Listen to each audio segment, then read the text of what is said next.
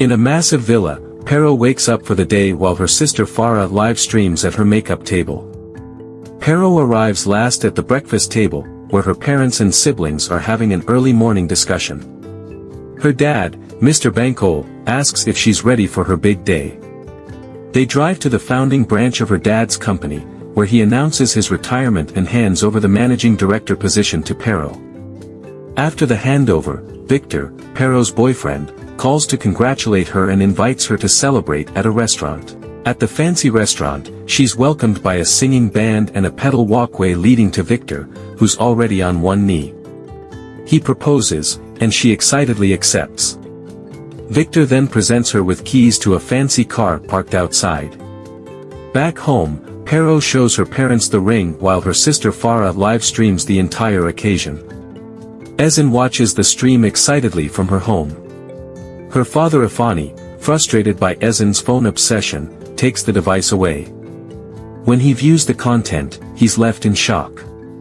At his parents' fancy apartment, Victor has breakfast with them. While his father congratulates him on the engagement, his mother disapproves, noting he had better options among senators and influential figures' daughters. Ifani and Ezin arrive in Lagos and inform their uncle of their arrival. Time passes, and Pero and Victor's traditional wedding takes place. The joyous celebration is interrupted and a mysterious call disturbs the bride's mother's mood. That night, Pero's mother curses the caller and tells them to get lost. When her husband rushes in, concerned about the noise, she dismisses it, saying everything is fine. The callers were Ifani and his uncle Matsine Debussy, who are stunned that she hung up on them. Feeling insulted, the uncle suggests moving to their second, harsher phase of their plan. In her new office, Pero receives a call from an unknown number addressing her by the Igbo name Ada. It's Ifani, who mentions her mother's name and claims to be her biological father. Pero dismisses him as a scammer and hangs up. When his uncle tries calling again, she ignores it. Ifani sends a text message asserting his paternity and telling her to ask her mother Iridi and Aunt Modin about the truth. Shocked and unsettled, Pero immediately calls her mother to locate her. She drives to Auntie Modin's store, where she finds her mother, and tells them about Ifani's claim. They dismiss it as an online scam, suggesting he could have found their names online and targeted her because her father owns a large firm. Relieved, Pero orders a ₦1 million dress from her aunt's store before leaving. After she leaves, the two sisters discuss the situation with growing concern. They recognize Ifani, and his contact with Pero deeply worries them. Aunt Modin suggests confronting him before things escalate. At Matsine Debussy's house, the women question Ifani's intentions, even offering payment to end his interference. He refuses, stating he only wants his daughter back.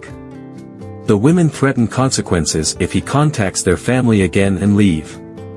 His uncle, taking this as a challenge, decides to implement Plan C. At her office, Pero receives an anonymous package containing photos of a young couple with a baby. Noticing a familiar torn photo, she goes home to check the family photo album. She finds a matching half-piece showing her mother holding her as a baby.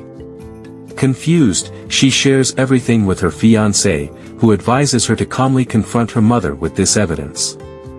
Later, she interrupts Farah's mother-daughter bonding time and demands to speak with her mother alone. Concerned about Pero's behavior, her mother examines the photos. When Pero demands an explanation, her mother finally breaks down and reveals the truth.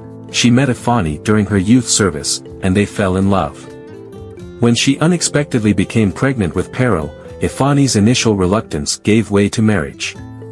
However, after the wedding, Ifani's behavior changed drastically. He brought other women home and left Iridi alone to care for baby Pero. One night, when 3-month-old Pero was sick, Ifani cruelly forced them out to seek medical help alone. That night, Iridi nearly died in a gang fight, but neighborhood security rescued her and the baby, taking them to the hospital. Learning that Mr. Bankole knew this history all along leaves Pero in tears, feeling betrayed that everyone knew her life story except her. When Mr. Bankole tries to speak with her, she can't overcome feeling sheltered all her life and asks to be left alone. Though shocked, he respects her wishes. The next morning, Pero skips family breakfast and heads straight to work. There, she calls her biological father for his address. However, when she arrives to find Ifani has prepared a welcoming banquet, she immediately leaves. Over dinner with her fiancé, she describes the banquet incident. He encourages her to give Ifani another chance to explain himself. When they meet again, Ifani expresses remorse for abandoning her and her mother. Pero questions his timing, and he explains his life's journey. He remarried, had 2 children, but his wife left him and his son Ikin passed away, prompting him to reevaluate his life. He insists his only motive is to reveal Pero's true identity. During subsequent visits, Pero meets her stepsister Ezin and questions Ifani about his past absence. He reveals that he had tried to reclaim her 2 years after leaving, but her mother and Aunt Modin drove him away.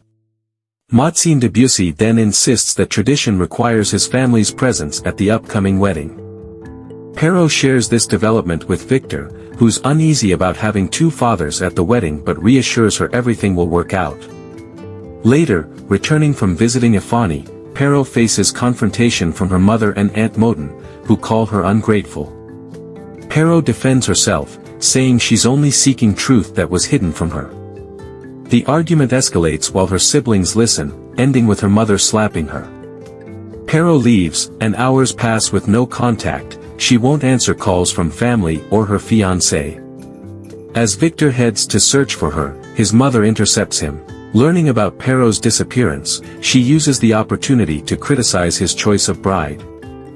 Victor rejects her criticism and leaves. At the Balagan family house, Mr. Bankole has Ifani arrested for questioning. During interrogation, Ifani calls him shameless, claiming he bought his daughter Ada's love despite not being her biological father. Mr. Bankole counters by highlighting Ifani's failures as a father, bringing him to tears. When pressed about Pero's whereabouts, a tearful Ifani admits he doesn't know, explaining he only wanted another chance.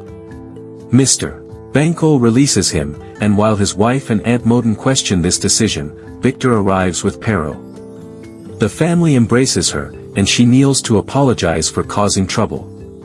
They reconcile, and her siblings comfort her, assuring that Ifani's paternity doesn't change their relationship. At the white wedding, Mr. Bankole begins walking Pero down the aisle but stops unexpectedly. To everyone's surprise, he hands her over to Ifani to complete the walk to the waiting groom. Iridi's displeasure at this gesture is evident. The celebration continues with dancing and singing.